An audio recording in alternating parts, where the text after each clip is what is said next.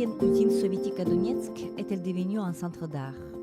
Pourquoi le lieu s'est transformé ensuite en centre de torture, le plus grand en Europe? Que racontent les survivants de cet établissement atroce? Vous écoutez le podcast L'Ukraine face à la guerre. Ce podcast est enregistré en Ukraine et par des Ukrainiens. Dans ce podcast, nous racontons comment l'Ukraine continue à vivre et à résister face à l'agression russe. Nous proposons des analyses, mais aussi des témoignages. Nous essayons de vous faire comprendre l'Ukraine, son histoire, sa société et sa culture. Je m'appelle Tetiana Ogarkova. Je suis universitaire et journaliste, responsable du département international à l'Ukraine Crisis Media Center. Avec moi, Igor Minaev, réalisateur, scénariste, acteur et producteur.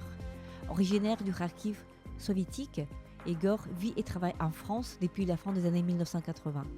Il est l'auteur de 2 films sur le Donbass, La cacophonie du Donbass et Isolation.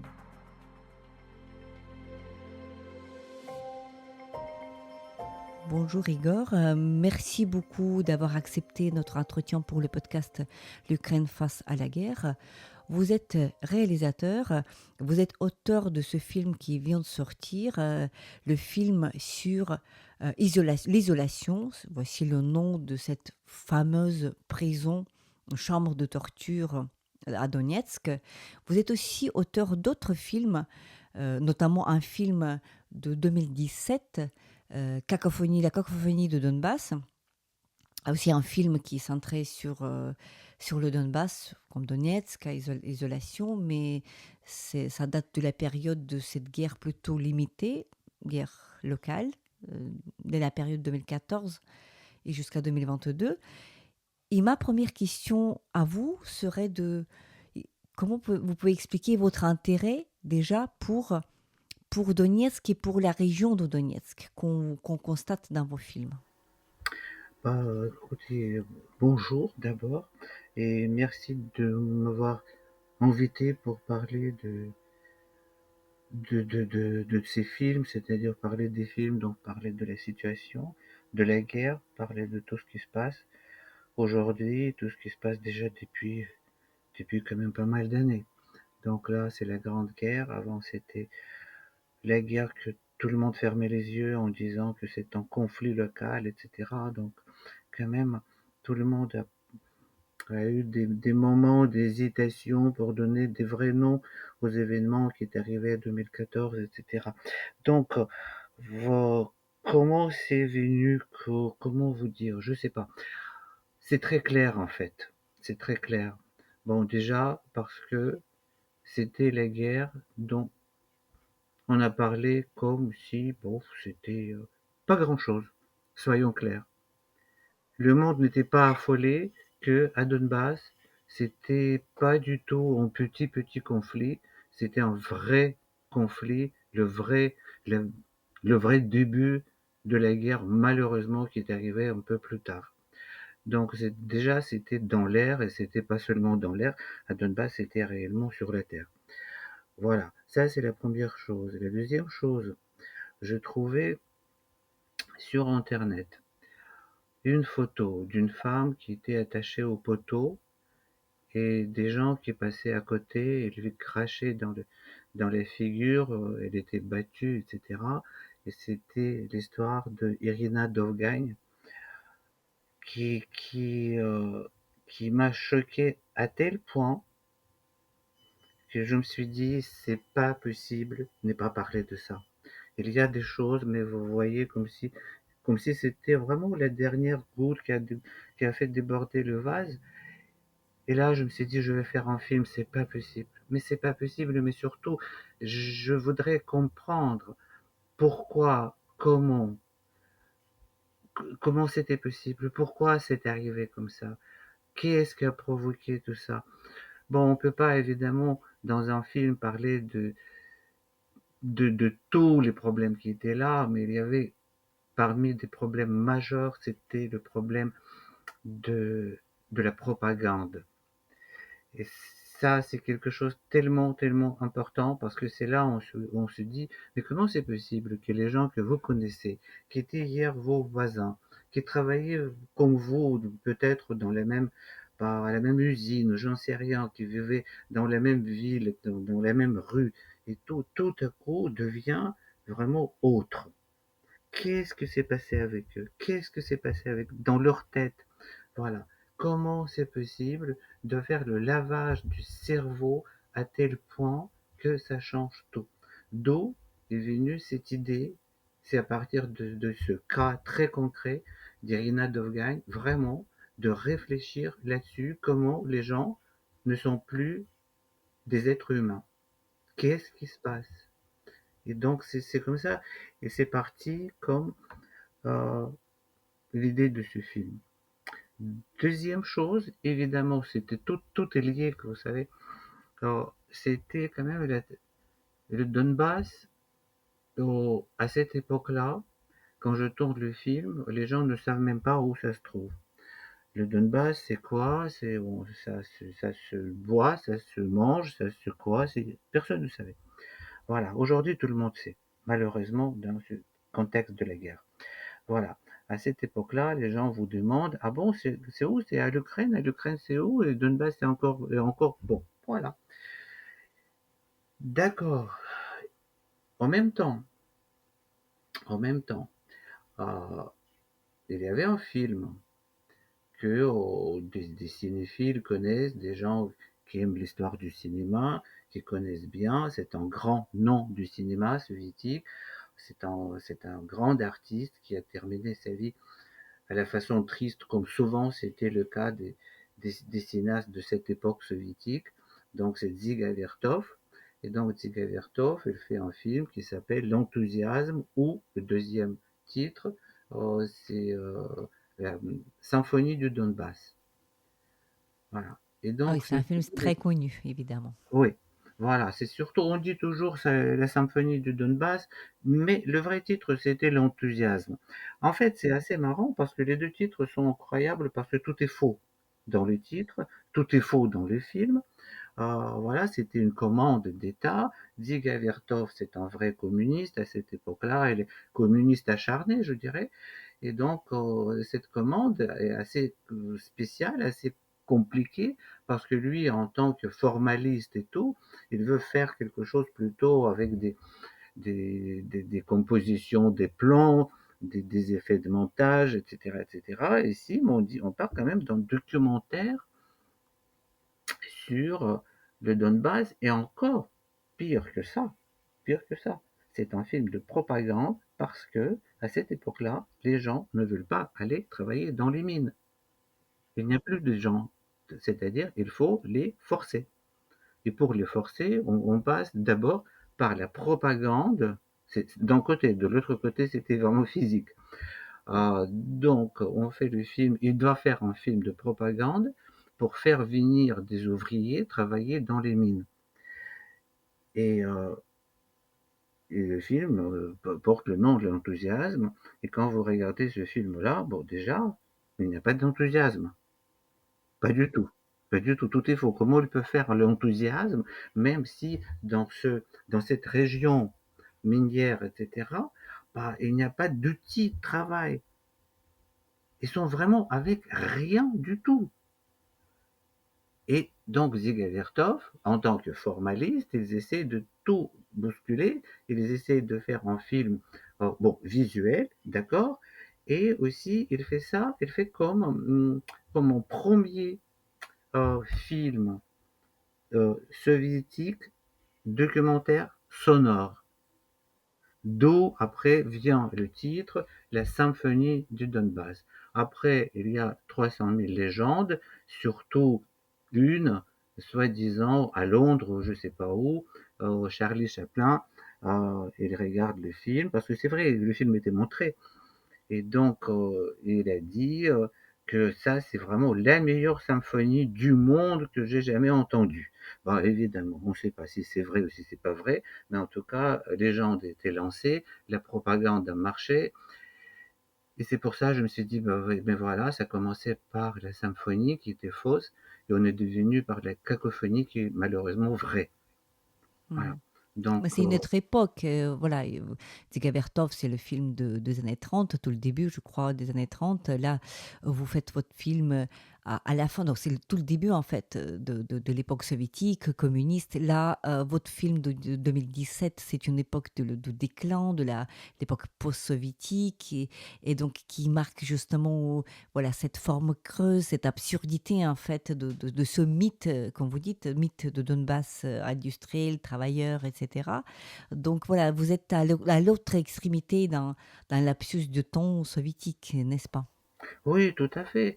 Mais vous savez, en même temps, on est déjà c'est pas seulement le déclin, parce qu'il y a des actions déjà des séparatistes qui commencent à agir dans cette région.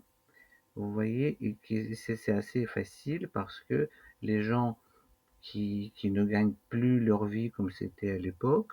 Vous voyez, tout ça, c'est assez facile de les manipuler. Parce que la propagande, quand même, c'est incroyable. C'est parce que ça marche. Quand c'est bien fait, ça marche toujours.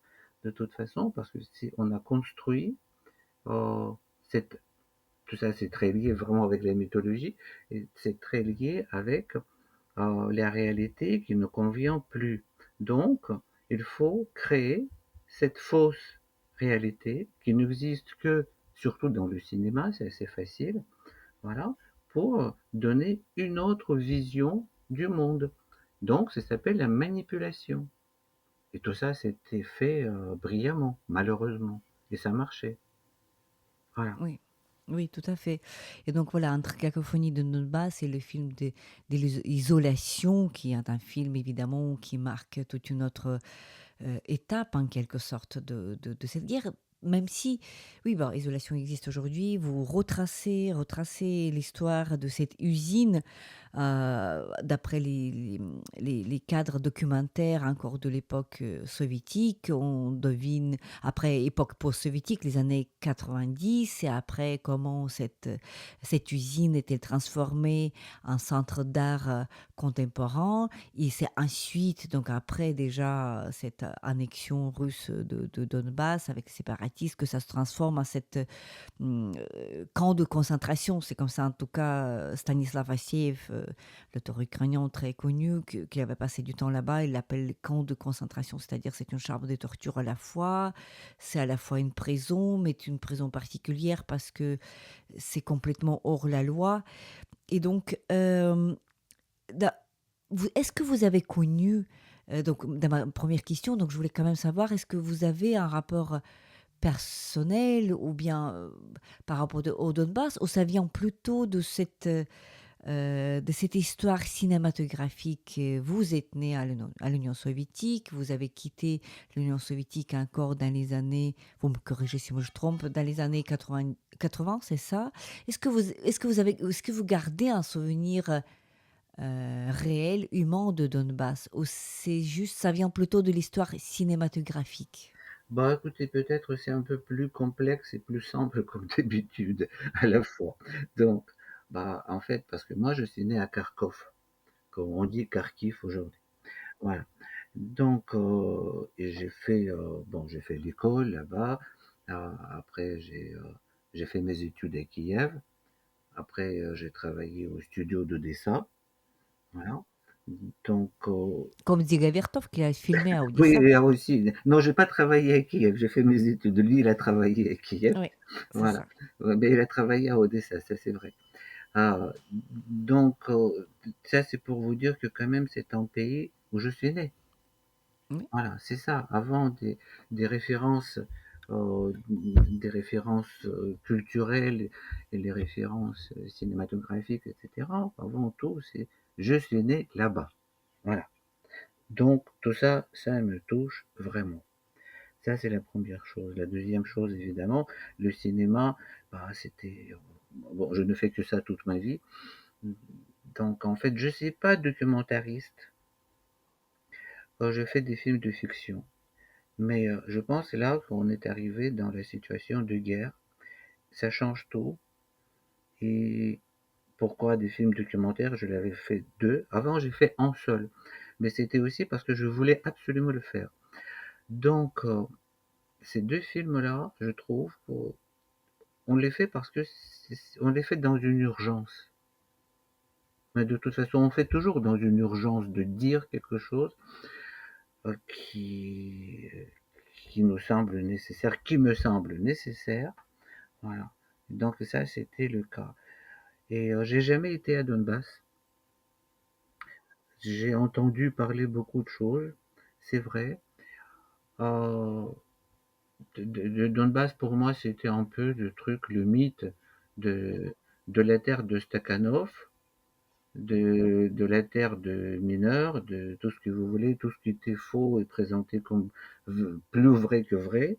Voilà. Donc, je parle de tout ça dans le film, La cacophonie du Donbass. Et donc, voilà, j'ai découvert pour moi, à travers des archives, à travers des témoignages, euh, tout ça, j'ai découvert aussi cette terre, cette région. Et ce qui m'a touché aussi beaucoup, je me suis dit, c'est incroyable, à cette époque-là, on est toujours sur la cacophonie du Donbass. Vous voyez qu'on a parlé de beaucoup de choses. Et j'ai vu des archives absolument abominables. Comment des combattants ukrainiens, etc., comment il était traité par des séparatistes à Donbass. On ne peut pas regarder tout ça, c'est invraisemblable. Cette violence inexplicable, absolument, c'est ça l'effet de la propagande. Vous voyez, et je me suis dit, quand même, la population du Donbass, c'est des mineurs qui sont des plus grands oubliés dans cette histoire. On ne parlait pas. Même le mot mineur, ben, si vous regardez des choses, des articles de cette époque-là, des années, bon, de début de la guerre, 2014, on ne parle pas. Il y a en Donbass, il y a, je sais pas, la population. Mais c'est quoi la population? La population, c'est des gens. Et les gens de Donbass, c'est avant tout les mineurs. Vous voyez? Donc le problème est quand même assez grave. Et c'est là où j'ai commencé à chercher des choses et j'ai trouvé des films, deux films qui n'étaient pas connus parmi plusieurs archives que je trouvais dans les archives de Kiev, absolument magnifiques, il faut le dire. Voilà, c'est le film de Shkourin, qui est déjà décédé malheureusement. Je l'avais encore rencontré quand j'ai travaillé sur la cacophonie et qui a, par hasard, par miracle, il a filmé la grève de mineurs de 89 et 90. Ça, c'est quelque chose que le monde entier pratiquement ne connaît pas. Bon, à cette époque-là, 90, 89, 90, les journalistes étrangers, bah, ils n'étaient pas autorisés d'y aller, tourner, etc., etc. Et c'est grâce à ce cinéaste de Kiev qu'on a des documents incroyables. Et c'est là aussi, bah, vous savez, j'étais bouleversé quand j'ai travaillé sur ce film-là. J'étais bouleversé en regardant ce qu'il a filmé. Et je me suis dit que, avant tout, on a vu, avant, dans les archives des années précédentes, des archives soviétiques, qui est toujours très, très bien filmé, avec des gens très professionnels, etc. Mais tout est faux. Mais tout est faux, de A à Z. Et la première fois, quand la vraie vie, tout à coup, tombe sur nous, nous écrase vraiment par cette réalité, et tout ça, c'est le film de Shkourin, c'est vraiment deux grèves de mineurs. C'est hallucinant, vraiment hallucinant. Je me suis dit, bah, comme si j'étais tellement proche d'eux, mais euh, c'était bouleversant, vraiment, vraiment, c'était bouleversant.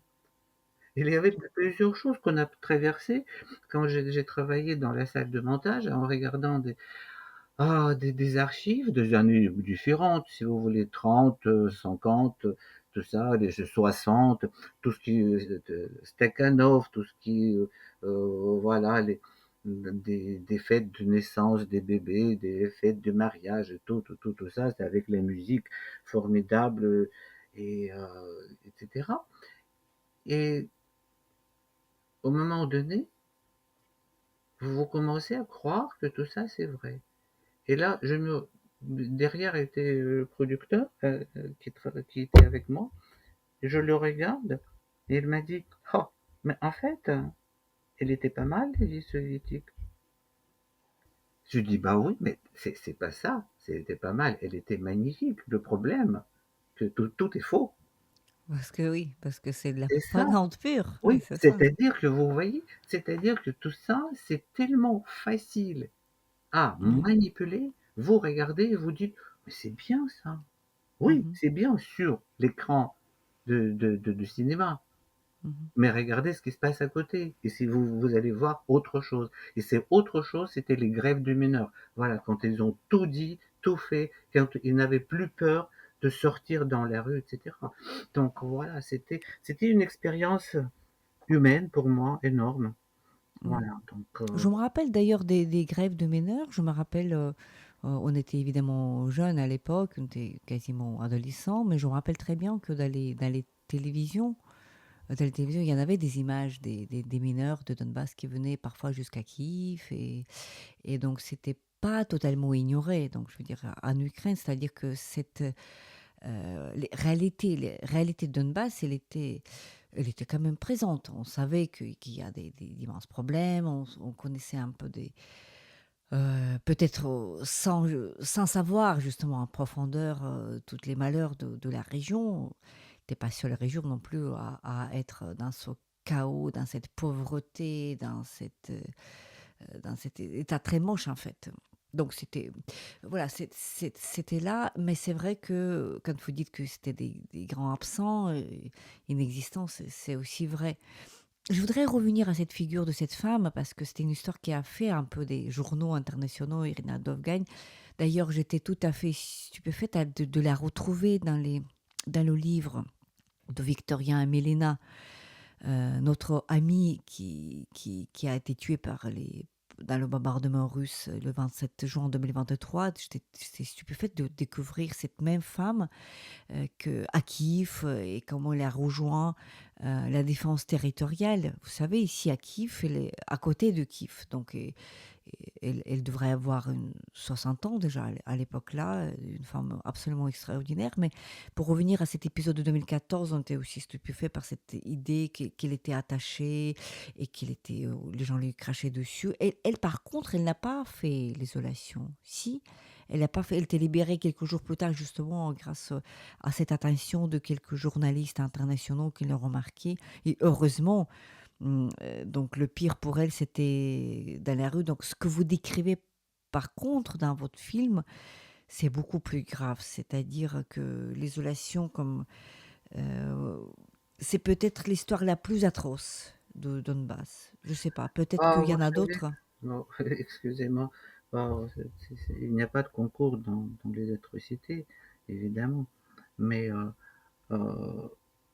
l'isolation, c'est quelque chose vraiment, bah, sans comparaison.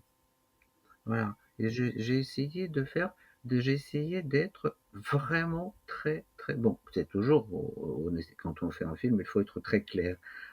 Ici, il fallait vraiment faire attention à chaque chose pour que les spectateurs comprennent tout de suite et ne te posent pas des questions: «Ah ben, j'ai pas compris quelque chose». Non, non, non, il fallait que ce soit hyper clair. Donc, Isolation, avant tout, c'est un endroit. C'est un endroit. C'est un endroit c'est une usine des matériaux isolants, voilà, qui était organisée dans les années 50. Voilà, c'était comme une usine qui marchait très bien, tout allait bien. Ben voilà, vous savez, l'usine soviétique et tout ce qui va avec. Donc voilà, ça marchait. Bon, tout le monde était dans sa pauvreté, tout le monde était égal, donc tout allait bien. C'est ça le principe soviétique. Et sauf que c'est vrai que à partir des années 90, quand l'Ukraine devient indépendante, il n'y a plus d'argent, voilà, pour se tenir, pour tenir, etc., etc. En plus, tout change. C'est une révolution. L'Ukraine devient un État indépendant. Donc tout à construire. Évidemment, c'est pas facile. Et donc, cette usine elle est privatisée, comme tout à cette époque-là, et ça marche encore. Sauf qu'après, à Donbass, c'est la mafia qui arrive et donc ils continuent à produire des matériaux isolants, et cetera, sauf qu'on leur coupe même des rails. Ils n'arrivent plus à faire sortir leur production. Par des bus, c'est trop cher, et donc doucement, doucement, doucement, l'usine tombe complètement en ruine et s'arrête. C'est là, c'est là où la deuxième vie commence. C'est euh, la fille de l'ex-directeur de l'usine, Luba Mikhailova, qui prend le relais, et elle fait des choses qui se produisent, bon, vous savez, partout, dans plusieurs pays du monde, en Europe, etc. Bon, une vieille usine devient un centre d'art. Il n'y a rien plus normal que ça. Et tout à coup, ce centre d'art marche de tonnerre. Voilà. Parce qu'il y a des grands artistes qui arrivent à Donetsk, qu'ils ne connaissent pas du tout. Ils n'ont jamais entendu parler de ce Donetsk.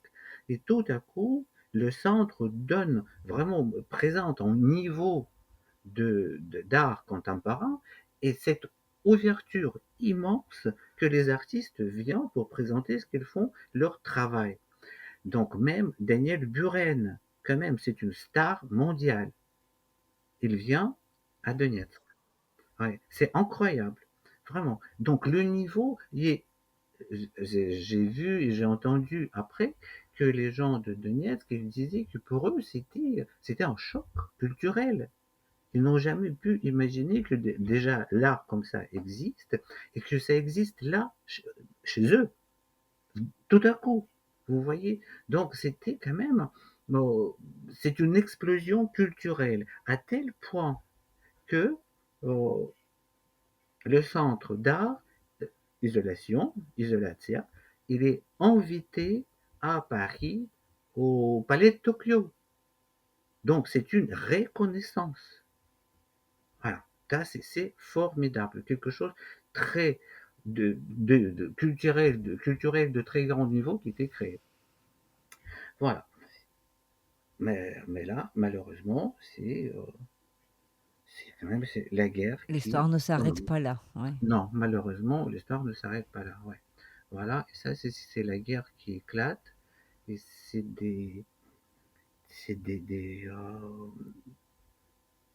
de l'armée russe, voilà, et qui rentre, euh, et qui, déjà, ils cassent tout dans ce centre-là, et Ils ils, cherchent les Américains, comme vous racontez bah, dans au votre film. Ils début, oui, cherchent c'est les Américains. avant. Vous savez, ils ont fait plusieurs tentatives de détruire le centre d'art, parce que le centre d'art, évidemment, par sa vocation, c'est un, c'est un endroit de liberté. Et c'est ça qu'on essaie de étouffer avant tout. C'est pour ça que des séparatistes, avant, c'est déjà le début de la guerre, mais bon, c'est pas encore la grande guerre. Donc, ils essaient de faire quelque chose. Il y a cette intervention dans le centre, etc., des séparatistes, parce qu'il y a des bruits qui courent, qu'il y a l'ambassadeur américain qui est venu là-bas pour préparer des blogueurs, futurs blogueurs, etc., pour faire la propagande, etc. Donc ils essaient de tout casser, mais ils n'arrivent pas, heureusement. Voilà. Et tout ça, mais après, ils arrivent quand même.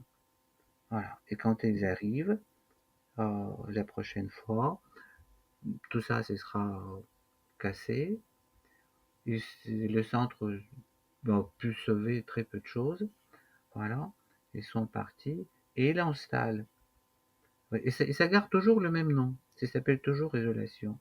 Et donc, ils installent là-bas le plus grand centre de torture, le plus grand de l'Europe. Voilà, c'est un camp de concentration, mais je pense que c'est plus précisément, c'est le centre de torture, et qui marche. C'est l'enfer sur Terre. Quand je demandais des gens, parce que ça se trouve, bon, pas dans les environs de Donetsk, c'est à Donetsk et c'est par l'ironie du sort. Cette rue s'appelle la rue de la Voie lumineuse. C'est incroyable parce qu'en fait, la voie lumineuse, il n'y a pas d'expression comme ça, la voie lumineuse. Bah, mais c'est un titre d'un film des années 30.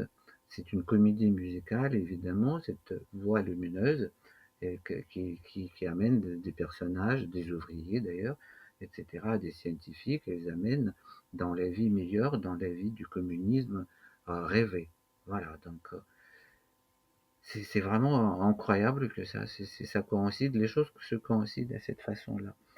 Donc, et le centre d'art est détruit. Et comme dans le film, dans les archives, j'ai trouvé une interview absolument hallucinante de ce commissaire du peuple, ouais, quand il dit qu'il faut, et ça exactement comme en Allemagne, euh, il exterminé de l'art dégénéré, pardon. Voilà, et c'est exactement le même topo plusieurs années, plusieurs décennies plus tard. Voilà, c'est quand même. Voilà, donc comment justement, voilà, donc là, dans le contexte précédent, c'était l'art de l'avant-garde, n'est-ce pas? Donc toute cette époque tout à fait intéressante qui était écrasée hein, par eux. Aujourd'hui, c'est hallucinant de voir. Vous l'avez trouvé cette séquence dans les archives, mais c'est- parlons de la partie la plus dure de votre film, toute cette deuxième ou troisième partie de votre film, là où nous voyons un nombre d'interviews des survivants. C'est-à-dire, on comprend que ce sont les survivants d'isolation. Le spectateur se pose la question comment est-ce que, parce que c'est jamais vraiment raconté, dans chaque cas, comment est-ce qu'ils ont pu échapper.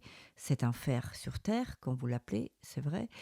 Et là, on entre dans vraiment des récits absolument infernaux, en fait, des gens qui racontent en fait le vécu dans cette isolation, c'est-à-dire ils racontent les tortures physiques, mais aussi les tortures psychologiques, parce que presque tous racontent à quoi ça ressemble d'être témoin, c'est-à-dire d'entendre des cris des gens torturés à côté, et à quel point c'est...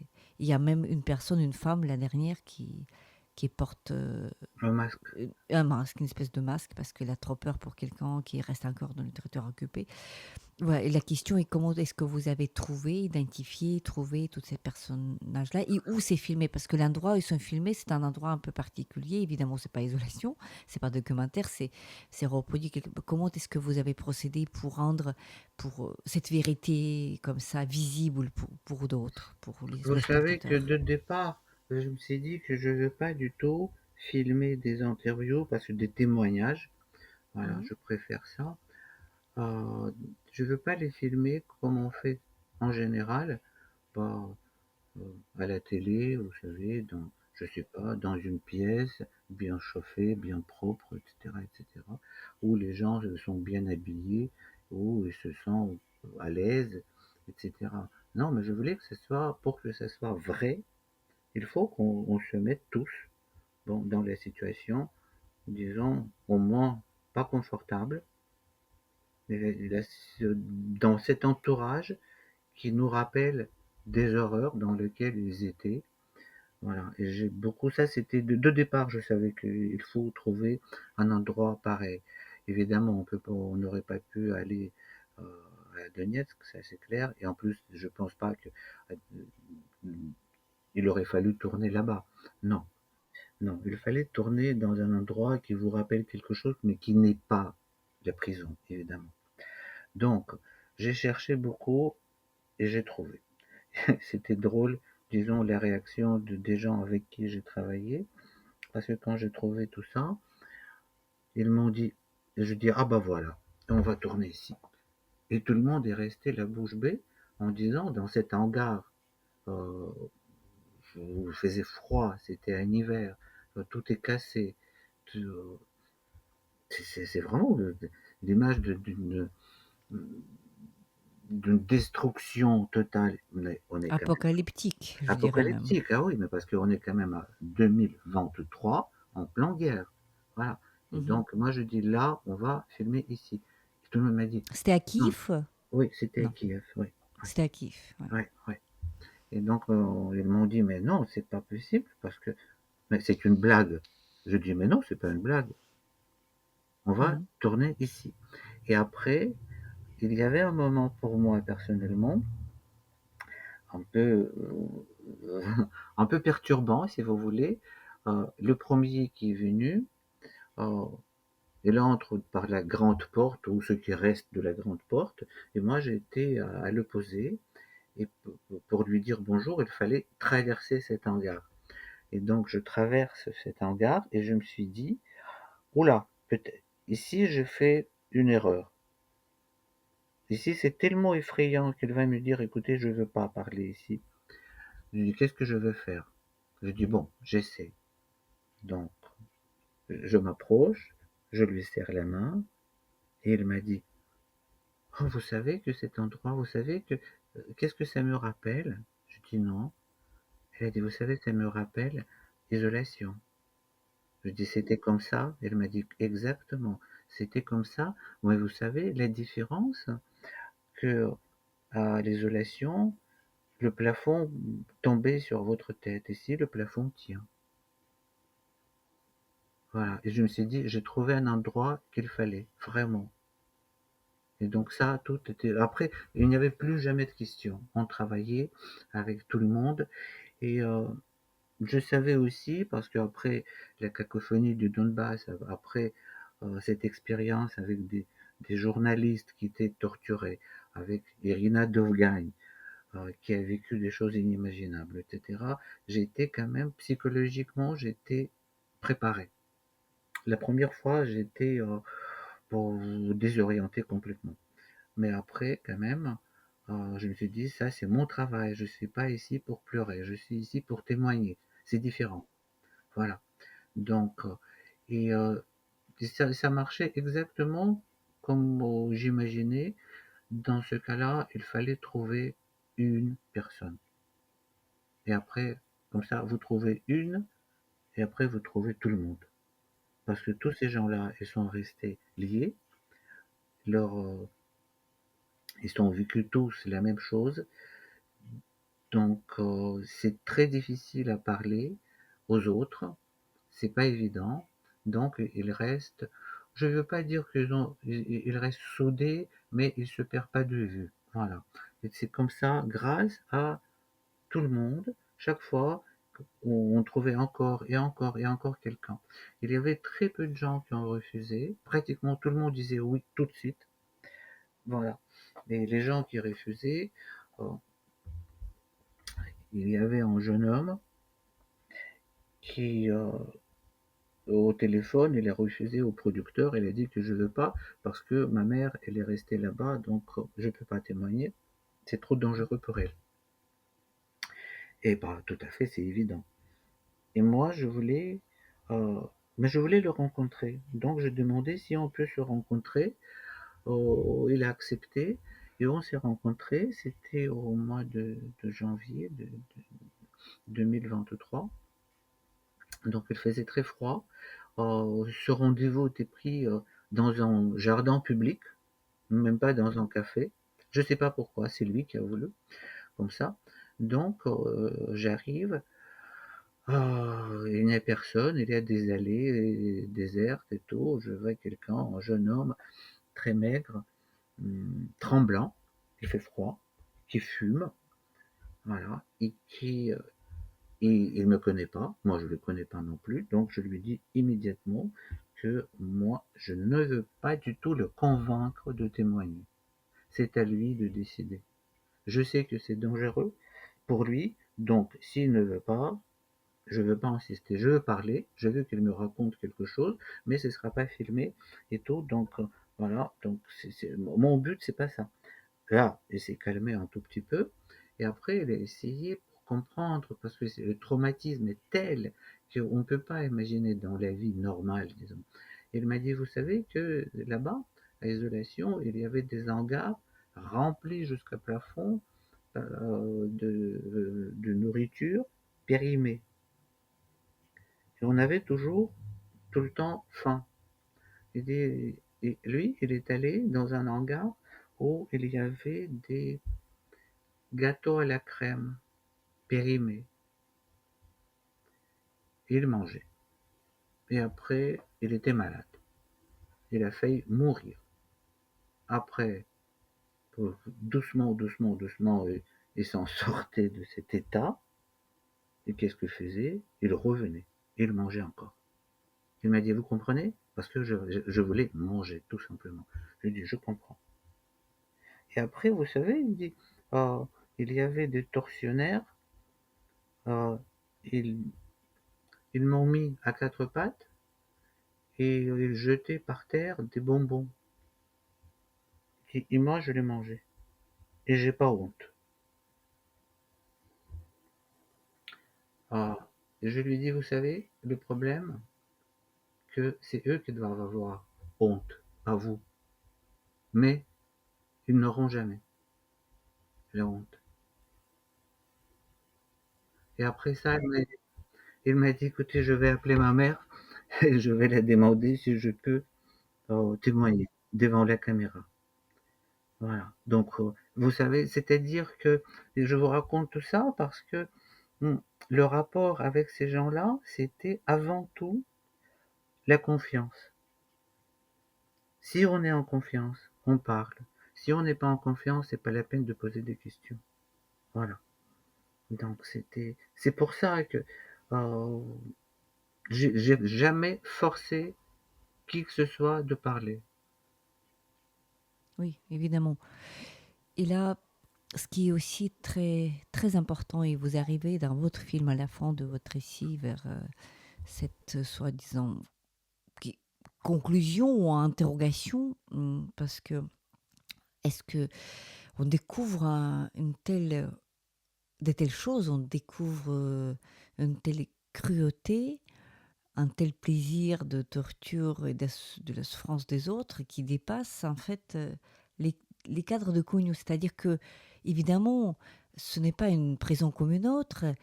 Évidemment, ça dépasse un cadre d'une certaine objectivité. Dans quel but que de torturer ces pauvres civils? Évidemment, ils n'étaient pas espions. Évidemment, ils ne possédaient pas une information secrète ni importante, parce que parmi ces personnages qui défilent dans votre film, on voit des femmes, des hommes, évidemment, ils sont pas du tout dangereux, ils n'étaient pas du tout dangereux pour le système dans cette soi-disant République de Donetsk. Et donc, la question que vous posez à la fin de votre film, c'est la question du mal, en fait, et de la nature humaine. Comment est-ce qu'on peut arriver dans cet état-là où, en fait, on peut tirer le plaisir de ces tortures-là inouïes, inimaginables. Et donc, ma dernière question à vous, Igor, qu'est-ce que vous avez découvert? Est-ce que vous étiez surpris de voir ou d'entendre ce que vous avez entendu, de voir ce que vous avez vu, plutôt d'entendre parce que c'était dans les récits de ces prisonniers-là. Et qu'est-ce que ce cas de cette isolation-là, il nous dit sur la nature humaine? Voilà. Bah écoutez, je sais pas, c'est difficile à résumer tout ça en quelques mots, évidemment. Vous savez déjà, je trouve, c'est pour ça que je fais le prologue comme ça. Je me suis dit, comment c'est possible que les gens, les êtres humains, deviennent des vrais monstres? Mais comment c'est possible? Malheureusement, c'est possible. Voilà, on a des preuves. Voilà, je sais pas, ça n'a pas de but. Bon, peut-être, mais quelque chose que l'on ne peut pas considérer comme un but. Il n'y a pas de sens. C'est les gens qui viennent comme ça pour exterminer les autres, exterminer un peuple. Voilà, c'est pourquoi et comment. Vous voyez, c'est pas seulement que, bah, on peut dire plusieurs choses sur la nature humaine, évidemment, qui reste complexe. Mais, mais en même temps, dans la même nature humaine, on a vu par ces gens qui témoignent aussi, de leur côté, on voit cette résistance cette force incroyable, vous voyez? Personne ne pleure, hein. Tout le monde raconte les choses comme des faits, tout simplement. C'est-à-dire, il y a cette dignité absolue qui est frappante. C'est c'est-à-dire, qu'est-ce que je peux vous dire? Que c'est c'est pas possible. Bon, la guerre, c'est vraiment l'horreur. C'est l'horreur. La guerre qui n'a pas de sens du tout. L'extermination des gens comme ça, c'est monstrueux. Ah, voilà, c'est ça. Oui, extermination et la torture. Là, il y a un des personnages dit que voilà que j'aurais préféré qu'il y a un missile qui arrive et qu'on meurt tous. C'est ça qu'il dit à peu près. Oui, ben, c'est C'est ça. même pas le pire, ce n'est pas la mort, mais, ni même extermination, mais justement cette souffrance qui dure, Il cette faut que ça s'arrête. C'est-à-dire, il voilà. faut que tout ça, il faut détruire tout. Voilà. Pour ne même plus avoir des souvenirs de ce cauchemar qui s'est passé et qui se passe, malheureusement, encore, vous savez, là-bas. Moi, souvent, on m'a demandé, mais qu'est-ce qui se passe aujourd'hui là-bas? Je dis, bah, on sait très peu de choses, en fait. Voilà, sauf que quelques informations qu'on a eues, et encore, ça ne date pas d'aujourd'hui, que Moscou a annoncé, c'était il y a quand même il y a 2 ans à peu près, Moscou a annoncé qu'il n'y a pas de, hum, de prisonniers civils à isolation, que des prisonniers militaires, ce qui est faux, évidemment, mais ce qui signifie aussi cette horreur que tous ces gens civils qui restaient là-bas, bah, ils sont disparus une fois pour toutes. On ne C'était torturé à connaîtra mort. jamais leur nom. Mhm. C'est pour ça que cette femme qui porte un masque, parce qu'on a inventé quelque chose, même pour le film, j'avais peur aussi pour elle, pour qu'ils ne disent pas quelque chose qui peut donner une idée qui est resté comme un otage euh, de, de sa famille, etc. Et donc, moi je demandais, est-ce qu'elle est sûre que ce quelqu'un en question, il est toujours vivant? Ah, elle suppose, elle ne sait pas. Mhm. Merci beaucoup Igor pour ce film tout d'abord, qui était absolument nécessaire de voir parce qu'il démontre des choses qu'on ne peut pas imaginer et qui témoignent justement de la réalité qui existe aujourd'hui au moment où on parle, au moment où notre audience va écouter cet entretien-là, ça existe. On a du mal à croire, mais ça existe. Et évidemment, nous devons tous faire tout le possible pour que ça s'arrête, parce que ce que vous avez entendu, ce que vous avez vu, ce que vous démontrez dans votre film, c'est malheureusement une partie de notre réalité, aussi surréaliste et apocalyptique ça puisse paraître. L'isolation existe, elle existe à Donetsk, elle existe.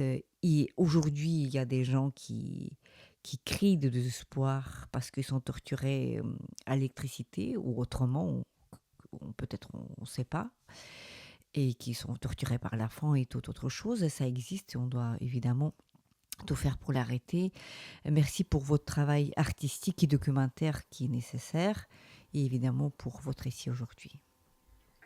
Bah, merci à vous. Si je peux rajouter une chose, vous savez que le film, euh, il a reçu le prix du meilleur documentaire au festival de Pessac en France.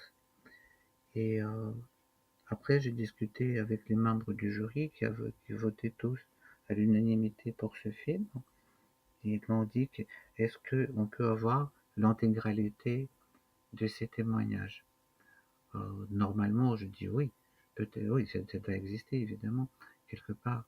Et parce que ça, c'est quelque chose, c'est des témoignages pour montrer si on arrive un jour devant le tribunal hum, contre le crime de guerre contre la Crimée à Donetsk, en Ukraine. Voilà, ça c'est des gens qui témoignent, c'est nécessaire je pense.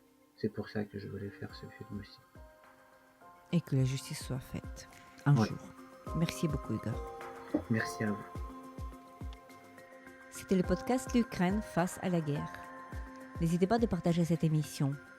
Nous n'allons pas tarder à enregistrer et diffuser d'autres épisodes. Je m'appelle Tetiana Ogarkova. J'étais accompagnée par Igor Minayev, réalisateur, scénariste, acteur et producteur. Igor est l'auteur de 2 films sur le Donbass, La cacophonie du Donbass et Isolation. Restez avec nous et soutenez l'Ukraine.